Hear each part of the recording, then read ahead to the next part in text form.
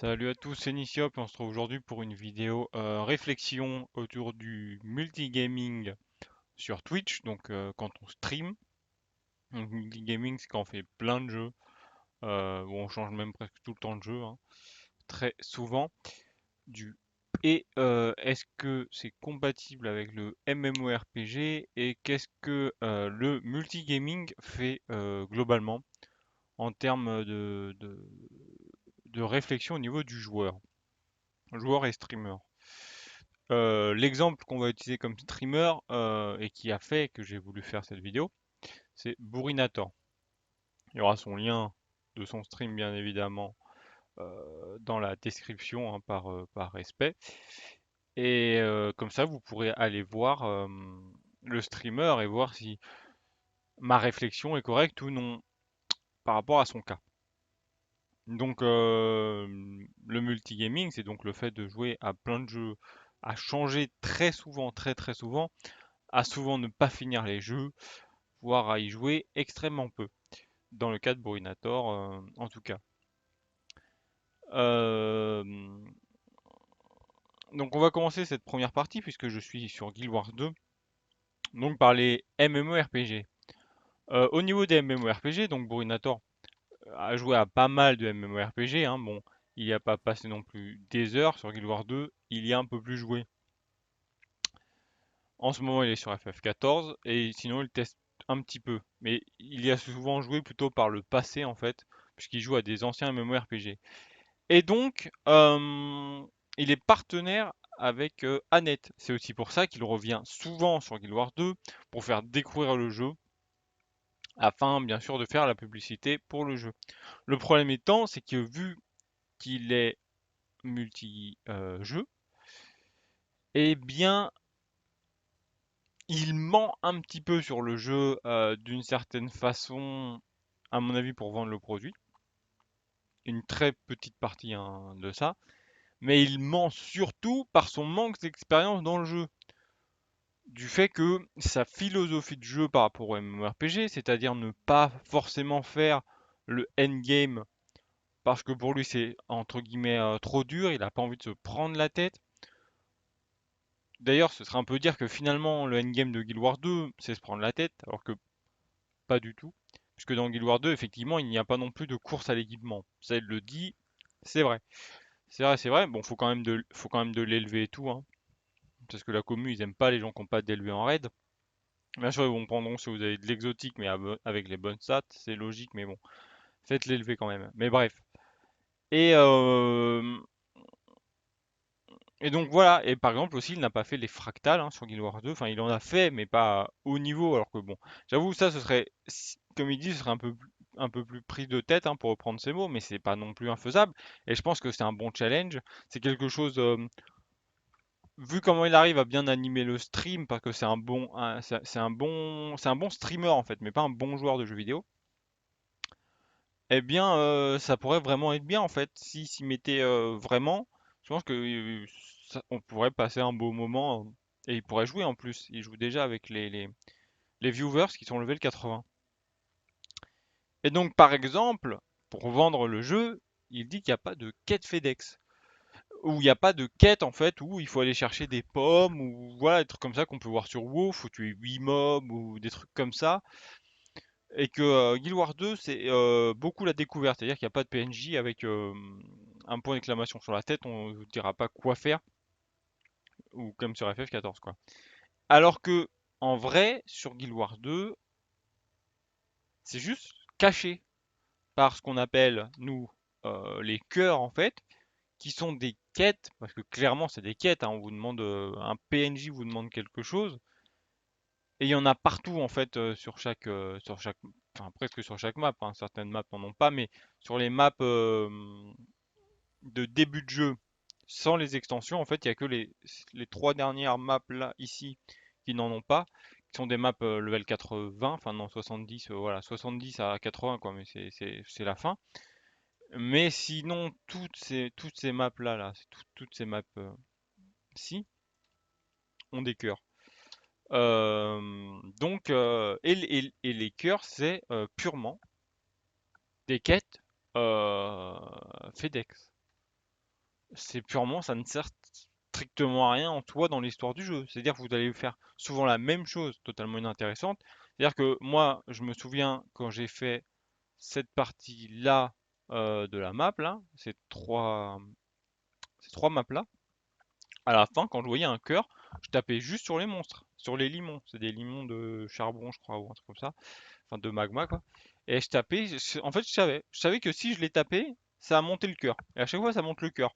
Après, ça va pas monter aussi vite que qu'aller ramasser les objets ou aller faire les choses qui demandent concrètement. Mais si vous tapez les mobs, c'est bon en fait. Et voilà, c'est tout ce que vous allez faire, hein. C'est souvent du bashing de mobs en fait. Bon, ça va à petite échelle, mais tous les cœurs, ça fait beaucoup. Et sinon, ouais, ça va pas être grand-chose, hein, même sur les maps level 60, 70, hein. Ça va pas être des trucs de fou. Donc finalement, si, il y a bien des quêtes et vous êtes pas forcé de les faire, hein. Enfin, mais si vous voulez une légendaire, en tout cas, il faut tous les faire. 303 cœurs, vous allez devoir tous les faire. Voilà. Par rapport à Guild Wars, donc voilà, hein, Guild Wars n'est pas le MMO qui n'a pas de quête FedEx. À part ça, donc bah, sur le fait que Guild Wars 2 a beaucoup changé, là-dessus il a plutôt raison, hein, parce qu'il y a quand même deux extensions. Bon, moi je suis pas d'accord avec lui sur le fait que l'histoire n'est globalement pas intéressante. J'avoue que jusqu'au niveau 20 c'est pas intéressant, mais après on va quand même battre le premier dragon et l'histoire en soi du départ du jeu, quoi. Enfin, ce qui en plus après va avoir des effets sur la suite de l'histoire et du jeu. Et, euh, et donc voilà, même chose, le problème de rythme. Alors parce qu'il dit au départ il n'y avait pas beaucoup de contenu, mais moi au départ quand j'ai joué, donc c'était à la fin de la saison 1, et ce rythme continuera sur la saison 2, sur une partie de la saison 2 en tout cas. C'était des mises à jour toutes les 2 semaines. Et maintenant on est à des mises à jour tous les 3 mois. 3 à 4 mois quand ça prend du retard. Et, euh, et moi personnellement, alors c'est mon choix, hein, mais enfin c'est mon avis, je préférais les mises à jour toutes les 2 semaines. Ça, il n'y avait pas forcément autant de contenu d'une manière sur 3 mois, c'est logique, il y a encore quoique. Euh, quoique, hein, parce que bon, il sort tous les 3 mois, mais il n'y a pas non plus un truc de fou. Eh bien, voilà, moi je préférais ce rythme-là. Voilà, à part ça, bon bah tout ce qui est endgame, il connaît pas vraiment, bah, puisqu'il le dit lui-même, il le fait pas, alors que bah c'est quand même le plus intéressant. Je vois pas non plus pourquoi il pourrait pas faire de raid, hein. Les raids de Guild Wars 2 ne sont pas non plus enfin, ultra difficiles et impossibles, hein. Clairement, c'est pas. À chaque fois, il aime bien parler de son époque EverQuest, mais c'est pas, c'est pas EverQuest 1, hein, les raids de Guild Wars 2, quoi. Donc voilà, moi je pense qu'il pourrait largement faire une soirée. Lui qui dit qu'il n'y a jamais de jeu, on reviendra là-dessus. À faire, bah tu fais une soirée là-dessus. Voilà. Sinon aussi, du coup, il ne connaît pas forcément tout le contenu sur tout ce qui est le craft, etc. Des choses, c'est-à-dire que je lui en veux pas parce que c'est la gloire des streamers de parfois se faire PL, c'est-à-dire qu'on va leur donner des PO sur Guild Wars 2, des ressources ou quoi. Donc il a rapidement eu sa première légendaire. euh, Sans vraiment farmer. Donc en fait, en soi, il n'a pas vécu ce que c'est de réellement faire la légendaire et tout, hein, devoir aller. Moi, je me rappelle que j'ai dû faire des heures et des heures de SW parce que c'était le plus rentable à l'époque. Je sais pas si ça l'est toujours, mais voilà, à l'époque où j'ai fait la première légendaire et la deuxième, c'était le plus rentable et j'y ai passé des heures. J'ai même fini par avoir la reine abeille qui coûtait déjà cher à l'époque, mais je l'ai vendu bien à un prix bien plus bas que maintenant. Mais bon, ça m'a largement aidé d'avoir la légendaire. Je farmais aussi les petits events par exemple, l'œil de Zaitan en or ou des events comme ça, le commissar, pour avoir les objets rares. Et j'ai réussi à avoir le pendentif d'Ara, qui coûte aussi pareil ultra cher. Voilà, mais c'est du farm tous les jours, et ça il le dit pas forcément. Alors que, enfin, il vend le Guild Wars 2 comme un jeu ultra finalement assez lisse où tu vas pouvoir venir et juste faire ah bah je joue, j'ai tout en hop hop hop, tu vois, genre c'est ça va être une ligne droite. À partir de la saison 3, enfin de l'extension, la première extension, hop, ça va être une ligne droite. Alors que bah c'est pas ça en fait le jeu. Bien sûr, il parle pas du PVP, il parle pas du MCM, il fait ouais le MCM, le PVP, mais bon, ça reste assez sombre et tout. Donc voilà, et parce que de toute façon, vu sa philosophie de jeu et de stream, il n'aurait pas le temps de faire tout ça. Et la preuve vient avec le second sujet, FF14.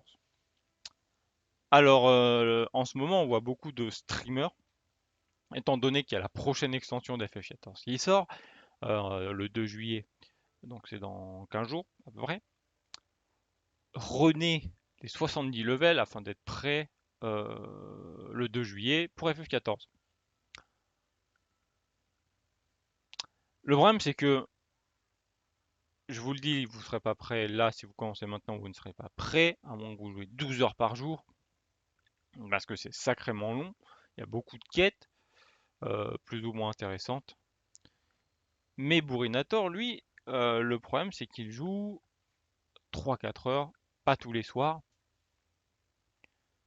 à FF14. Et il ne s'intéresse pas à l'histoire en fait. Sauf qu'à FF14, ne pas s'intéresser à l'histoire, ça n'a aucun intérêt en fait. Se taper les 70 levels, toutes les quêtes d'histoire qu'il y a et tout,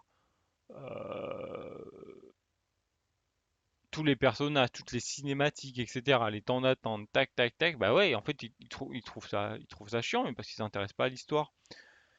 Et donc, euh, et donc après, il est là, oui, mais moi je m'en fous et tout. Donc en fait, c'est ce qu'il a dit, il s'en fout du head game, il veut pas être le meilleur, il s'en fout de l'histoire, tout ce qu'il veut, c'est jouer avec ses amis dans les donjons. Il y a des jeux beaucoup plus simples pour juste s'amuser avec ses potes, en fait, ou les gens du stream. Il doit pas s'infliger tout FF14 pour ça. Et en fait, à la fin, dans FF14, il appuie juste sur les boutons, quoi. Genre, il est à moitié perdu. En fait, les trucs, c'est que certains donjons, il faut quand même un peu suivre l'histoire pour te dire, ah ouais, je vais devoir faire ça et tout, il y a des trucs et tout, tu vois. Faut avoir une certaine logique et tout. Et lui, non, lui, il avance, il appuie juste sur les boutons, en fait. Il se laisse bercer, il joue pas, en fait. Et, euh, et le problème, c'est qu'il fait même pas le minimum à essayer de comprendre un petit peu les patterns, les trucs comme ça et tout, parce que comme il le dit, de toute façon, il a pas le temps, il doit discuter avec son chat, etc. Et donc moi, je pense que, vu qu'il dit encore une fois, on en reparle après, il n'y a pas de jeu à faire, c'est pour ça qu'il joue FF14 d'ailleurs, parce qu'il n'y a pas de jeu en ce moment, eh bien, il aurait dû faire un sondage avant de commencer FF14. Est-ce qu'on fait une vraie épopée? Je crois qu'il a commencé mi-mai, mais peut-être fin mai, mais voilà quoi. Mai, juin, juillet, parce qu'il sera pas level 70, il sera pas level 70, enfin à moins que vraiment ce soit c'est incroyable, mais là en ce moment il est level 50, il est même pas arrivé à la première extension, mais si voilà. Et donc voilà, est-ce qu'on fait ça ou on regarde vraiment l'histoire, on fait vraiment quelque chose? Alors vu que c'est un multigaming, il n'est pas forcément obligé de jouer tous les soirs à FF14, mais il se lance réellement dans un truc. Et lui qui dit tout le temps, oui, moi je veux que les gens ils soient contents, etc. Je veux intéresser les personnes et tout le monde n'est pas intéressé que par FF14. Mais bon, normalement, les gens ils viennent aussi pour le streamer et pas uniquement pour le jeu. Enfin, parce que sinon il y a arrêté d'aller sur Twitch et enfin regarder tout sur YouTube, hein. Ce sera plus facile. Mais donc voilà, il fait un sondage comme ça et il voit si les gens sont intéressés ou non. Et après, il s'intéresse vraiment à Final Fantasy XIV. Il vit vraiment un truc et quand il ressort. Bah après en plus en plus après il va devoir se taper la dernière extension du coup où ils ont annoncé beaucoup de contenu que en soi ce serait un jeu, enfin il y aurait le contenu d'un jeu à l'intérieur d'un vrai jeu entier parce qu'à la fin il va rien faire, à la fin il va faire ah bah j'ai fait des donjons avec les gens c'était bien alors qu'en fait il a vécu toute une histoire euh, politique mais bien au-delà de politique, de pensée humaniste, etc. et tout, parce que c'est ça en fait, hein, l'équilibre entre la lumière et les ténèbres. Est-ce qu'on fait toujours les bons choix? Est-ce qu'on est concrètement vraiment un héros? Il y a vraiment des morts, des enjeux, des complots, etc. Enfin, voilà, c'est FF14. Et voilà, il aurait pu vraiment vivre quelque chose. Et là, non, il arrive à la fin, puisque je vous dis, il est arrivé level 50, il a fait le dernier donjon, qui est un raid à beaucoup. Je sais plus combien on est, je crois qu'on est 8 ou un truc comme ça, 8 ou 16. Et il a passé la cinématique. Il a fait échappe, passé la cinématique. Il sait pas. Pour lui, c'est ah, il y a des méchants et il y a des gentils, et lui, il est vraiment méchant, il est très méchant. Ben non, en fait, non. En fait, c'est pas ça. Et en plus, le personnage de fin, il va le revoir à un moment donné. Voilà, je vous dis pas quel personnage, mais il y a un personnage qui va revoir à un moment donné, et je suis sûr il va pas le reconnaître. Il va faire, je sais pas c'est qui. Oh, il y a un mec au pif comme ça, et du coup la scène, il va être en mode ultra, mais what, qu'est-ce qui se passe, tu vois, genre, ah bah c'est qui lui, c'est à peine du random, alors que pas du tout. Et du coup voilà. Et je suis sûr que la suite, dans la suite là, l'histoire globale, il va passer à côté là, de l'entre-deux, entre AR et la première extension, il va passer à côté. Et donc voilà, je trouve que c'est un petit peu insultant envers bah, les gens qui ont travaillé sur le mode histoire, etc. Mais bon, c'est mon avis. Et j'aime bien parce qu'à chaque fois, il dit ouais, moi je veux être un joueur je veux être un joueur lambda, c'est pas de me prendre la tête et tout, mais sa philosophie de jeu de multigaming à sa façon, parce que tout le monde fait pas la même chose quand il stream du multigaming, fait que ce n'est même plus un joueur lambda en fait. C'est même pas, c'est un mauvais joueur, un très mauvais joueur de MMO. Parce que bah il prend pas le temps en fait. Le truc c'est que tu joues un MMO en te disant j'ai pas le temps. Mais c'est inconcevable de jouer à un MMORPG en se disant j'ai pas le temps. Je ne veux non, c'est même pas j'ai pas le temps, c'est je ne veux pas prendre le temps. Et c'est assez affreux. Donc voilà pour la partie MMORPG. Il faut arrêter de mentir sur Guild Wars 2 s'il vous plaît. C'est un bon jeu, oui, mais ça s'est dégradé beaucoup. Voilà. Petit aparté sur les raids s'il vous plaît les gens. S'il vous plaît. Arrêtez de trop vouloir prendre l'élite encore sur les raids, surtout sur les 4 premières ailes, s'il vous plaît. Elles sont ultra simples maintenant. C'est bon, ça fait des années qu'elles sont sorties. Arrêtez de faire vos élites de merde, je le disais déjà à l'époque. Bref, parenthèse fermée. Maintenant, on va voir pour ce qui est des autres jeux dans le multigaming. Parce que vous allez me dire, oui, bon, les MMORPG, j'avoue, quand on n'a pas le temps, c'est un peu con-con. Mais le problème, c'est que sur le multigaming global, à changer de jeu tous les jours, voire même dans le même stream, et donc jouer seulement 2 heures à certains jeux, eh bien on ne peut pas se faire d'avis sur le jeu en fait. Ce n'est pas possible. Je vais prendre l'exemple de Fallout 76, il y a joué 2 heures, il a fait c'est nul, c'est buggé, ciao bye cimer. Et il a surtout suivi l'avis de tout le monde. Bon, l'avis était correct puisque le jeu était buggé, etc. Mais au moins,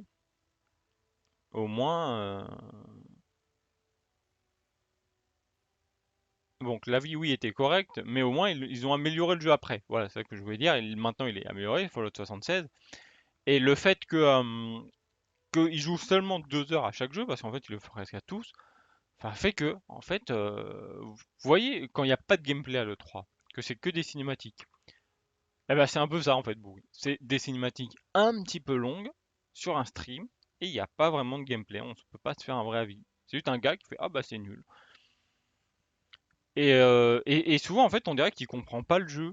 C'est-à-dire que quand on va jouer à Mario, on va apprendre qu'il faut sauter, on va apprendre les trucs et tout, on va apprendre le gameplay, quoi. Quand on va passer sur un autre jeu qui a un gameplay pas très différent, bah on va vite s'adapter. C'est-à-dire qu'on a joué à Dark Souls 1, on s'adapte à Dark Souls 2, on s'adapte à Dark Souls 3. On sait à quoi s'attendre. Eh bien, Bourri, du fait qu'il passe de jeu en jeu et que jamais il n'apprenne concrètement un gameplay, enfin apprendre, c'est un grand mot, hein, mais vous voyez ce que je veux dire. Et bah c'est tout le temps de la découverte pour lui. C'est comme s'il redécouvrait les jeux vidéo encore et encore et encore. C'est-à-dire que, par exemple, un truc simple, il ne lit jamais, rarement les quêtes. Ou des trucs comme ça. Et du coup après il fait ah qu'est-ce qu'il faut faire, je suis perdu, je comprends pas et tout, le jeu il est nul, il lit pas. Il passe les tutoriels donc après il comprend rien au jeu, il fait ah je comprends pas le jeu, c'est nul. Et hop il passe à un autre jeu. Il y a des jeux comme ça. Et le problème souvent, c'est que bah en fait, il paye pas forcément ses jeux, c'est des éditeurs qui lui donnent. Et du coup, voir un joueur comme ça, un streamer faire ça, passer 1 heure ou 2 sur le jeu, alors qu'on lui a offert. Bon après, si t'aimes vraiment pas le jeu, t'aimes pas le jeu, mais souvent en vrai, il peut pas vraiment se faire un avis. Et, euh, et ça fait mal en fait, parce que je regarde pour Guild Wars 2, il y a des gens qui ont joué bien plus que lui, qui se sont fait bien plus chier, parfois qui streament le jeu, parfois qui font des trucs pour la communauté et qui sont pas partenaires. Et lui, il est partenaire, il a des GM, des trucs. Alors que, en fait, il joue pas au jeu. En plus, déjà, il joue pas au jeu, il connaît pas le jeu, il donne un avis aux gens et tout. Ça fait mal au cœur, ça fait mal au cœur. Et le pire, donc, plus globalement, parce qu'on quitte les MMO, sur les jeux, on lui offre des jeux et tout, ça fait mal au cœur de le voir jeter des centaines de jeux comme ça en mode ah bah non, ah je m'en fous et tout. Alors que je vois des gens, ils galèrent à acheter des jeux, ils jouent à 5 jeux dans l'année. What the fuck? What the fuck? Et c'est vraiment le gros problème de Bourinator. Et souvent des streamers multigaming. Euh, voilà. Et sinon, il y a le fait que, on va revenir sur Fallout 76 après, il y a le fait de, étant donné qu'il passe beaucoup, très rapidement les jeux, bah au bout d'un moment, il a plus rien. Enfin, il a plus rien. Et donc il fait ah bah ce soir, je sais pas ce que je fais. Et donc après, tu vas gentiment dans sa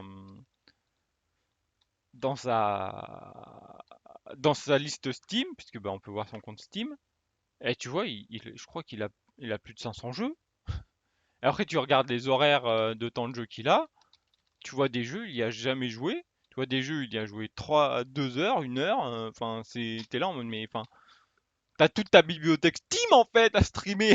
Qu'est-ce que tu me racontes qu'il y a pas? Et j'aime bien parce qu'il n'y a pas de nouveaux jeux. Il dit, mais tu sais, t'es pas, les éditeurs, ils vont pas sortir un jeu par jour en fait, juste pour que tu joues 2 heures.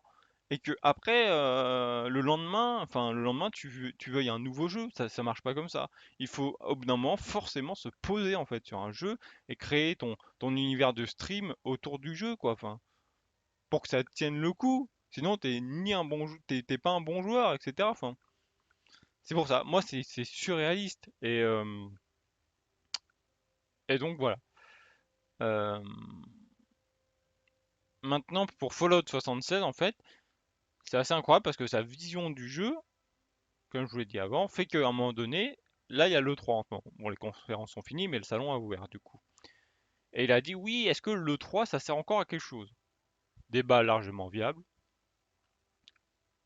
Moi, je dis, bah, pour moi, enfin, je lui ai pas dit, hein, mais pour moi, je te demandé dans la vidéo, oui, ça doit encore exister parce que c'est une genre de petite fête et tout, c'est très drôle, c'est très marrant et tout, et c'est un bon outil de communication qu'on utilise ou pas en fait. Au bout d'un moment, il peut ne plus y avoir le 3, mais je pense pas qu'il y aura plus jamais le 3. Et, euh, et lui, ses arguments, c'est, bah non, le 3, ça sert plus à grand chose parce qu'aujourd'hui, il y a Internet, les éditeurs utilisent Twitch pour eux-mêmes streamer et faire leurs annonces, bah, je sais pas moi, à d'autres événements, comme à Net finalement. Et, euh,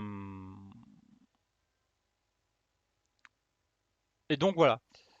Donc là je dis ouais, pourquoi pas, c'est viable, hein, je respecte. Et le lendemain, quand il parle de Fallout 76 et de la conférence Bethesda, il fait ouais, Fallout 76, ils ont montré que ça. Et donc à mon avis, le jeu, bon bah voilà, il reste moyen. Sauf que le jeu, ça fait plus de 6 mois qu'il a avancé. Bethesda a travaillé dessus, hein, plus ou moins bien, mais il a travaillé dessus. Vous pouvez suivre la chaîne de Lusty pour aller voir 6 mois de vidéo quoi, de ce qui a avancé. Il y a une roadmap qui a été annoncée il y a 4 mois. Donc la roadmap, c'est qu'est-ce qui va se passer sur le jeu tout au long de l'année. Donc voilà, ils ont fait par saison. Euh, Printemps, été, automne, hiver. Voilà. Et voilà. Et du coup, un ami à moi qui était sur le Discord et qui écoutait Bourri, Nator, bah, il lui dit ouais, mais enfin le jeu, il a changé tout en fait. Enfin, là ils ont montré juste ça en fait, mais ils ont pas forcément montré tout le truc parce que bah en fait ils l'ont montré au fur et à mesure en fait. Enfin, Fallout 76, on en a entendu beaucoup parler quoi depuis ces derniers mois et tout. Et Boris, d'un seul coup, il commence à dire ouais, mais bon, l'E3, c'est quand même un outil marketing, il fallait montrer ça et tout, parce que moi, je vais pas suivre le truc et tout. Mais juste avant, tu disais l'E3, finalement, est-ce que ça sert encore à quelque chose? Et tu disais ouais, les éditeurs et tout, mais Bethesda, ils t'ont fait 1 milliard de pubs, ça fait 6 mois qu'ils font de la pub sur tous les différents changements, etc. et tout. Puis si t'es un joueur, tu t'intéresses, alors oui, tu peux pas t'intéresser à tout, mais t'as bien vu une news, vu le nombre de news de Bethesda sur Fallout 76, t'as bien vu une news où il y avait un changement, et ça t'a un peu intéressé, t'as regardé. Enfin, c'est surréaliste. Et du coup, c'est pour ça, hein, c'est Burinator est un bon streamer, mais un mauvais joueur, quoi. C'est tout, c'est comme ça. À mon avis, à un moment donné, il a sûrement été un bon joueur, hein, mais à trop vouloir tout le temps, tout le temps, tout le temps jouer, tout le temps appuyer son public, tout le temps être là, oui, machin public et tout. Le streamer a pris le pas sur le joueur, en fait. Et c'est dommage, en fait. C'est vraiment dommage parce que bah, plus on avance, plus ça sombre, en fait, en tant que joueur. Mais en tant que streamer, il est bon. Donc voilà, encore une fois, ça sauve le truc. Pour en revenir rapidement aussi sur Guild Wars 2, hein, il faut savoir qu'il a dit qu'il espérait qu'il y ait une extension en septembre, puisque là, la saison 4 est terminée.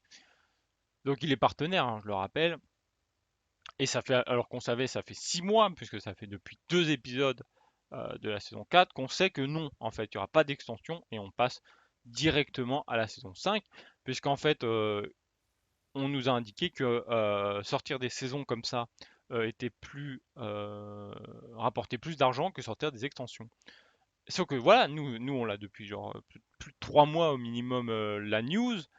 Et il y a Bourinator qui fait ah, il y aura Annette à l'E3, j'espère qu'ils vont sûrement faire une annonce et tout, parce qu'il n'était pas là l'année dernière et tout, tac tac tac. Alors qu'on sait très bien que quand il y a une annonce d'extension, eh bien ils font leur propre événement déjà. Et puis en fait ils avaient communiqué que non, en fait, on passait directement à la saison 5.